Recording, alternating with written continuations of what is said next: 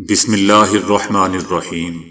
السلام علیکم دوستو، دنیا بھر کی خبروں میں آج آپ سنیں گے، لیکن اس سے پہلے اگر ہو سکے تو لائک اور سبسکرائب کا بٹن ضرور دبا لیں۔ شکریہ۔ BLA بلوچ لبریشن آرمی جیسی مسلح شدت پسند تنظیمیں دوستو پاکستان، امریکہ اور دیگر کئی ممالک نے تخریب کار تنظیموں کی فہرست میں ڈالا ہوا ہے، اور یہ گروہ پاکستان کی سیکیورٹی فورسز، فوجی تنصیبات اور عام شہریوں پر متعدد حملوں میں ملوث رہا ہے۔ لیکن ریاست اور ان مسلح علیحدگی پسند تنظیموں کے درمیان دوستو جاری اس لڑائی کی ایک بڑی قیمت ان خواتین کو دینی پڑی ہے جنہیں اب اپنے پیاروں کی تلاش میں گھروں سے باہر نکلنا پڑا ہے۔ ان خواتین کی زندگی ان واقعات نے بدل کر رکھ دی ہے۔ ڈاکٹر ماہرنگ بلوچ ایسے خاندانوں کی نمائندہ ہیں جن کا دعویٰ ہے کہ ان کے پیاروں کو مبینہ طور پر لاپتہ کیا گیا۔ گزشتہ دہائی کے اوائل میں جن مبینہ طور پر لاپتہ افراد کی باڈیز مل رہی تھیں ان میں ماہرنگ بلوچ کے والد عبدالغفار لانگو کی باڈی بھی دوستو شامل تھی۔ عبدالغفار لانگو سن 2009 میں لاپتہ ہوئے تھے اور سن 2011 میں ان کی تشدد شدہ باڈیز بلوچستان میں ایک علاقے اوتھل میں ایک ہوٹل کے باہر سے ملی تھی، اور یہ لسبیلا کا علاقہ تھا۔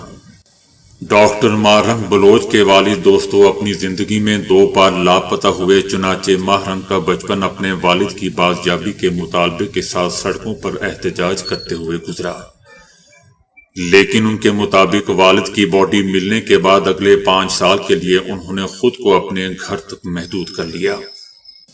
وہ بتاتی ہیں کہ 2011 میں 2017 تک میری زندگی کی سب سے بڑی اذیت تشدد سے بھرے ڈراؤنے خواب ہوتے تھے جو میں اکثر رات کو دیکھتی تھی۔ ماہرنگ بلوچ کا کہنا ہے کہ جب میرے والد کی باڈی آئی تو اس پر موجود سفید لباس پھٹا ہوا تھا، آدھی قمیض پھٹی ہوئی تھی، وہ ناقابل برداشت تھا۔ بہت تکلیف دہ رات تھی جس کے بارے میں شاید میں نے سوچا تھا کہ اس کی صبح کبھی نہیں آئے گی۔ ڈاکٹر ماہرنگ بلوچ کا کہنا ہے کہ اس وقت میں نے سوچا کہ اگر میں بھی اپنے والد کے ساتھ مر جاتی تو بہتر ہوتا، کیونکہ اس حقیقت کو قبول کرنا ناقابل برداشت تھا۔ اس حقیقت کو تسلیم کرنا دنیا کا سب سے مشکل کام تھا۔ سب سے مشکل یہ تھا کہ وہ اب دنیا میں نہیں رہے، اور دوسرا یہ کہ انہیں بے رحمی سے مارا گیا تھا۔ ماہرنگ بلوچ کا کہنا ہے کہ سن 2009 سے سن 2011 کے دوران وہ اور ان کے خاندان کے افراد ہسپتالوں، مردہ خانوں کے چکر لگاتے، ہم پر نئی باڈیز کی شناخت کے لیے جاتے تھے، مگر اس امید کے ساتھ کہ مرنے والا ہمارا پیارا نہ ہو۔ وہ یاد کرتی ہیں کہ اس صورتحال نے انہیں بری طرح متاثر کر دیا، اور وہ ایسی عجیب رسومات پر بھی یقین کرنے لگی تھی جو چند افراد کے مطابق ان کے لاپتہ والد کی واپسی کا وسیلہ بن سکتی تھیں۔ ماہرنگ بلوچ ہو یا دوستو سائرہ بلوچ یا ان جیسی درجنوں دیگر خواتین، ان کے ساتھ یہ واقعات اس وقت پیش آ رہے تھے جب ان کی عمریں بہت ہی کم تھیں اور وہ اسکولوں میں اپنی تعلیم جاری رکھے ہوئے تھیں۔ ڈاکٹر ماہرنگ بلوچ کا کہنا ہے کہ والد کی گمشدگی اور موت کے بعد انہوں نے زندگی کا ایک انتہائی مشکل دور دیکھا، یہاں تک کہ انہیں پرائیویٹ اسکول سے سرکاری اسکول میں شفٹ ہونا پڑا، اور اگلے مرحلے میں اعلیٰ تعلیم کے لیے گھر کا سامان تک فروخت کرنا پڑا۔ ان کا کہنا تھا کہ وہ ایک تکلیف دہ زندگی تھی۔ میری کاپیاں 2 کے حساب سے میری والدہ خریدتی تھی، پہلے 2 کاپیاں، پھر مہینے بعد دوبارہ 2 کاپیاں لیتی، پھر 2 مہینے بعد اگلی 2 کاپیاں، تو میرا ہوم ورک مجھ پر بوجھ بن جاتا تھا۔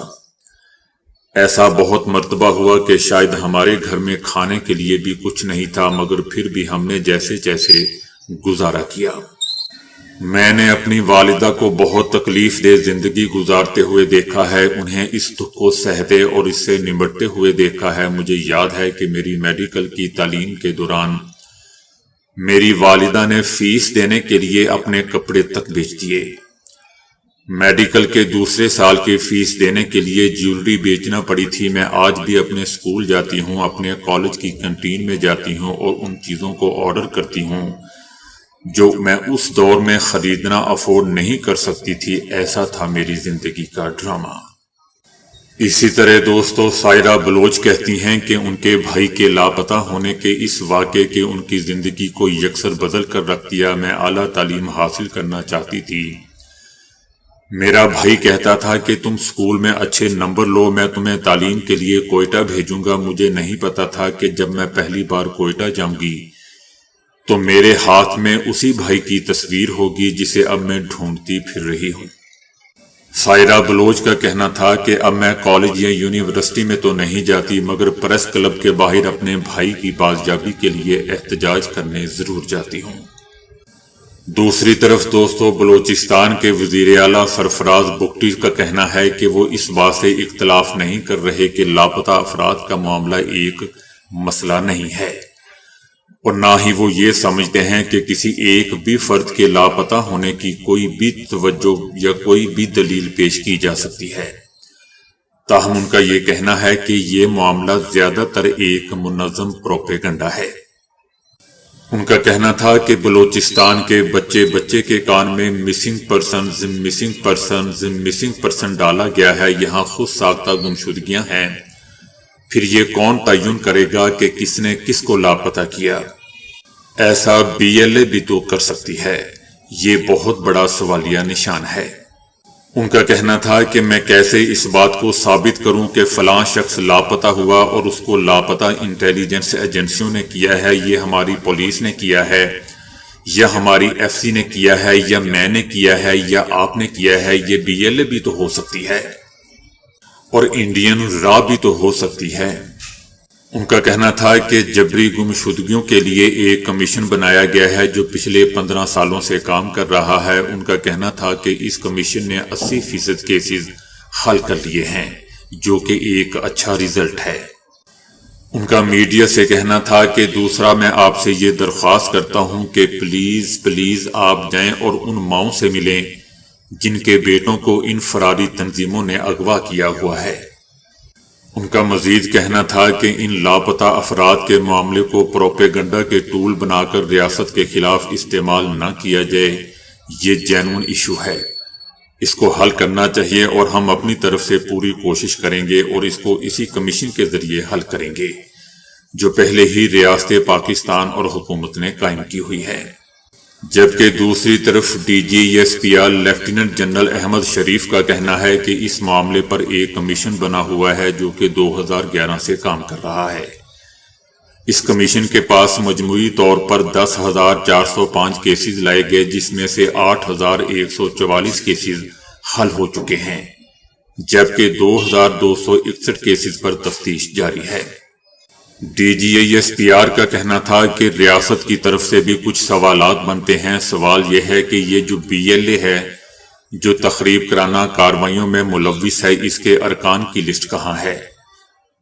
وہ کون لوگ ہیں؟ کیا وہ مسنگ پرسن نہیں ہے؟ لانچز میں مرنے والے کیا مسنگ پرسن نہیں ہے؟ کراچی میں فٹ پاتھوں سے ملنے والی سینکڑوں نہیں ہزاروں باڈیز کو دفن کیا جاتا ہے، کیا وہ مسنگ پرسن نہیں ہیں؟ امریکہ میں، برطانیہ میں، انڈیا میں کہاں نہیں ہے مسنگ پرسنز؟ مگر دنیا کے کس ملک میں ایسا ہوتا ہے کہ مسنگ پرسن کے معاملے کو لے کر اپنے ملک کے اداروں اور افواج پر چر دوڑا جائے اور اسی کو لے کر ایک بیانیہ بنایا جاتا ہے؟ آپ لوگ اس بیانیوں کو سمجھیں کہ یہ کہاں سے آتا ہے اور کس کے لیے بنایا جاتا ہے۔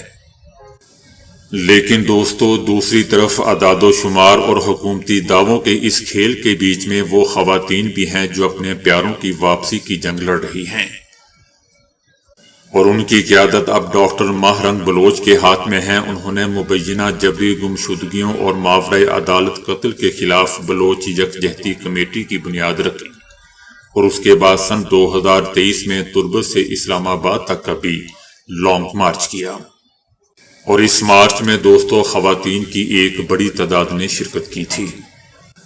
ڈاکٹر ماہرنگ بلوچ کا کہنا ہے کہ ہمارے لوگ سب سے پہلے یہ چاہتے ہیں کہ ہمیں جینے دیا جائے، ہماری سرزمین پر ہمیں جینے دیا جائے، ہمیں اپنے جینے کا حق کے لیے در بدر کی ٹھوکریں نہ کھانی پڑے، ہمارے وسائل کا حق ہمیں دیا جائے۔ جب بھی گمشدگیوں کو مکمل طور پر ختم کیا جائے، تشدد کے ذریعے جو اس صوبے پر حکومت کی جا رہی ہے اس کو ختم کیا جائے۔ ان کا کہنا تھا کہ ہم چاہتے ہیں کہ بلوچستان میں کوئی بھی ماں مجبوراً اپنے بچے کو اپنی زمین سے الگ نہ کرے، خود سے الگ نہ کرے، وہ زندگی جی سکیں، ان کی زندگی دوسرے ملکوں میں نہ گزرے، ان کی زندگی ان کے خاندان والوں کے ساتھ گزرے۔ ہم چاہتے ہیں کہ ہمارے بچوں کی زندگی کیمپوں میں نہ گزرے۔ کیا یہ ایک بہت بڑی چیز ہے جو ہم مانگ رہے ہیں؟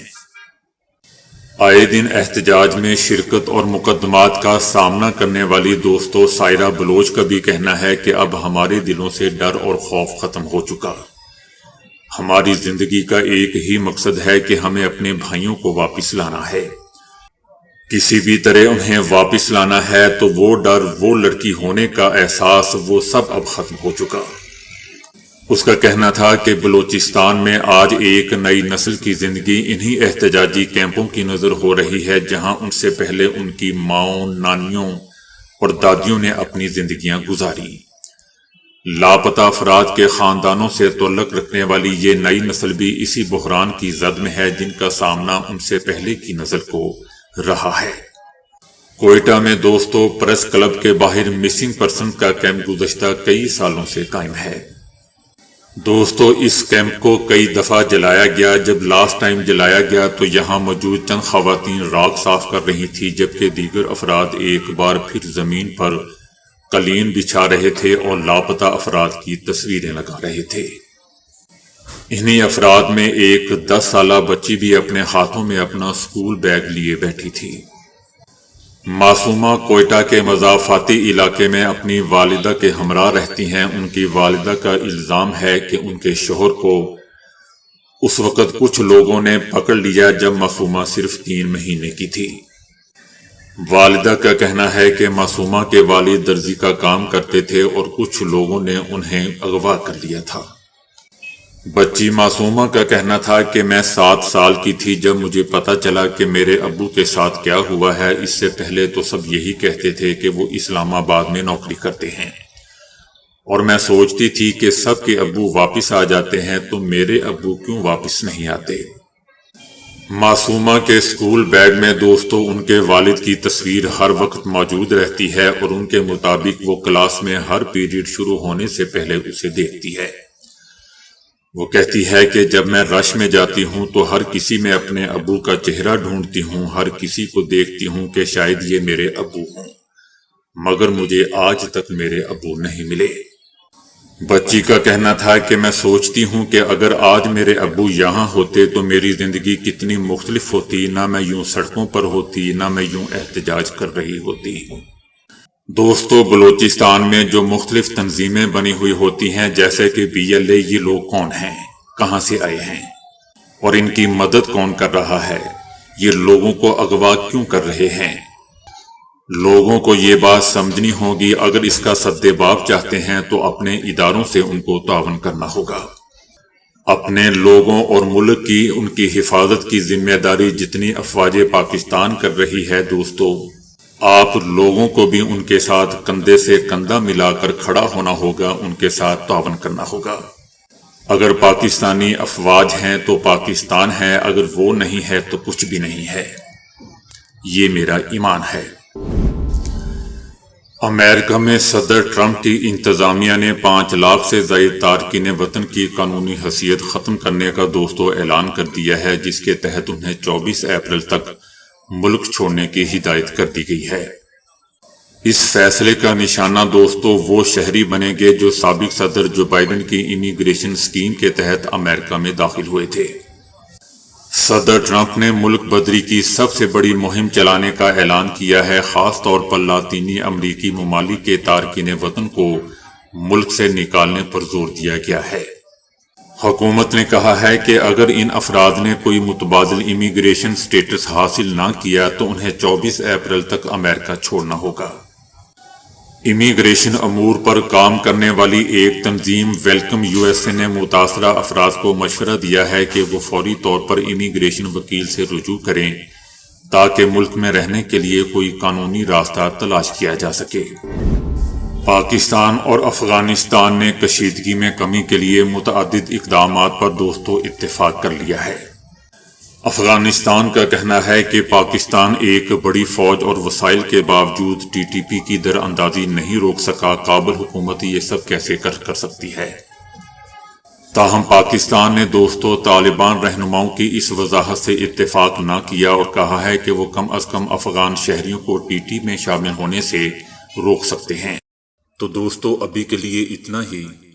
ویڈیو کو لائک اور شیئر کرنے کا بہت بہت شکریہ۔